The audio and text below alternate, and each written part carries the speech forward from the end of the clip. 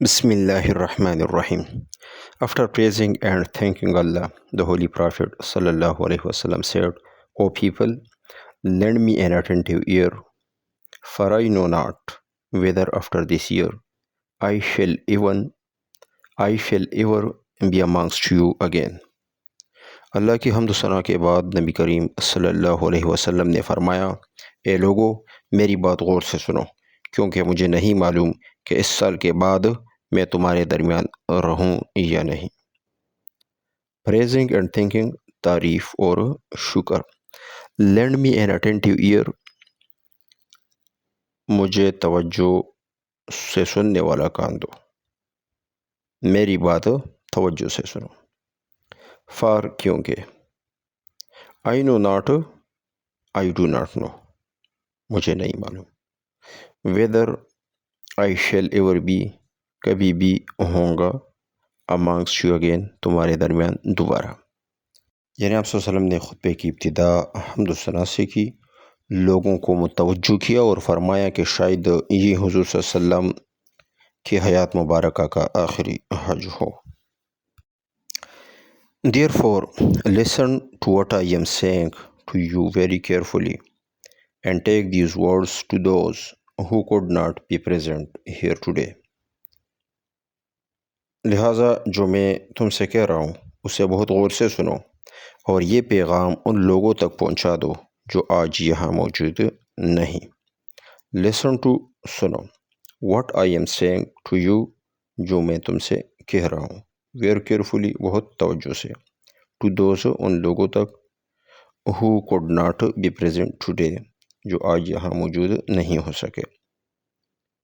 نبی کریم صلی اللہ علیہ وسلم نے لوگوں سے یعنی صحابہ سے تاکید فرمائی کہ بات کو دھیان سے سنو، ساتھ ہی تبلیغی ذمہ داری بھی سونپی کہ جو لوگ موجود نہیں ان تک یہ پیغام پہنچانا۔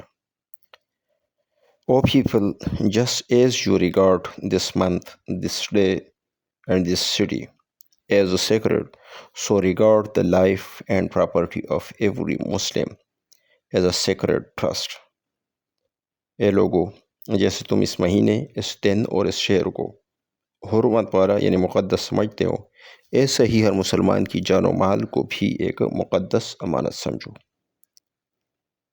او پیپل، اے لوگو، جسٹ ایز، جس طرح، یو ریگارڈ، تم سمجھتے ہو، ایز سیکریٹ، مقدس یا حرمت والا، سو ریگارڈ، اسی طرح سمجھو، دا لائف اینڈ پراپرٹی، جان و مال، ایز اے سیکریٹ ٹرسٹ، ایک مقدس امانت کے طور پر۔ حضور صلی اللہ علیہ وسلم نے لوگوں کو سمجھایا کہ جس طرح مکہ حج کا مہینہ اور یوم عرفہ مقدس ہیں، اسی طرح ہر مسلمان کی جان و مال بھی مقدس اور محترم ہے۔ Return the goods entrusted to you to their rightful owners۔ Return, واپس کرو، دا گوڈس، سامان یا اشیاء، entrusted، امانت رکھا گیا ہے، سپرد کیا گیا ہے، to you، تمہیں یا آپ کو، to their rightful owners، ان کے حقدار مالکان کو۔ جو چیزیں تمہارے پاس بطور امانت رکھی گئی ہیں انہیں ان کے اصل حقداروں کو لوٹا دو۔ یعنی یہاں پر حضور صلی اللہ علیہ وسلم یہ بات سمجھا رہے ہیں کہ کسی کی رکھی ہوئی چیزیں یعنی امانت دبانا عظیم گناہ ہے، لہٰذا اگر کسی نے آپ لوگوں کے پاس کوئی امانت رکھی ہے تو تمہارا فرض ہے کہ اسے مالک کو واپس کر دو۔ hurt no one so that no one may hurt you۔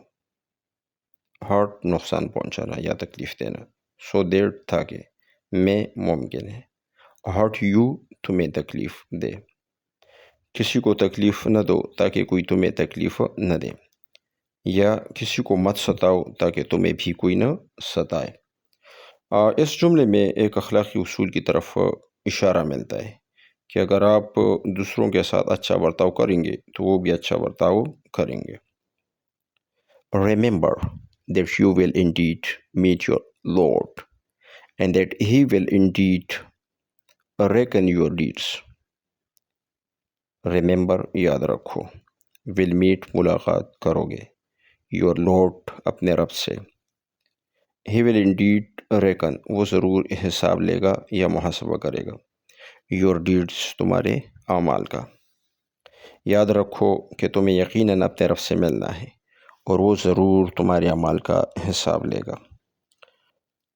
Students, یہاں پر اللہ تعالیٰ کے نبی نے لوگوں کو یاد دلایا کہ قیامت کے دن ہر شخص کے اعمال کا محاسبہ ہوگا. Allah has forbidden you to take usury. Therefore, all interest obligations shall henceforth be waived. Allah has forbidden you. اللہ نے تم پر حرام کر دیا ہے. To take usury سود لینا. All interest obligations تمام سود کے مطالبات. Shall henceforth be waived آج کے بعد ختم کر دیے جائیں گے. اللہ تعالیٰ نے تم پر سود لینا حرام کر دیا ہے، لہٰذا آج سے تمام سودی مطالبات ختم کر دیے گئے ہیں. چونکہ یہ ظلم اور استحصال کی بنیاد ہے، اس لیے اسلام نے اس کی ممانعت کی ہے. Your capital, however, is yours to keep. Your capital تمہارا اصل سرمایہ.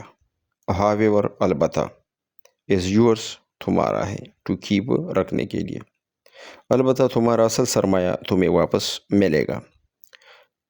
اسلام سود کو حرام قرار دیتا ہے لیکن اصل سرمایہ واپس لینے کی اجازت دیتا ہے، یعنی جو رقم آپ نے قرض دی ہے وہی واپس لے سکتے ہو، اضافی رقم حرام ہے. You will neither inflict nor suffer any iniquity. Inflict ظلم کرنا، سفر سہنا یا برداشت کرنا. any iniquity کوئی بھی ظلم یا ناانصافی. نہ تم کسی پر ظلم کرو گے اور نہ ہی کسی کا ظلم سہو گے، یعنی اسلامی معاشرے میں نہ کسی کو ظلم کرنے کا حق ہوگا اور نہ ہی اسے ظلم برداشت کرنے کی اجازت. Allah has judged that there shall be no interest. Allah has judged اللہ نے فیصلہ کیا ہے یعنی حکم دیا ہے. There should be no interest کوئی سود نہیں ہوگا. اللہ نے فیصلہ فرمایا ہے کہ اب کسی قسم کا سود نہیں ہوگا، یعنی اللہ تعالیٰ نے اٹل فیصلہ کیا ہے کہ ہر قسم کا سودی لین دین نہیں ہوگا، کیونکہ اسلام ایک ایسا معاشی نظام چاہتا ہے کہ جو مبنی بر انصاف ہو نہ کہ ظلم پر.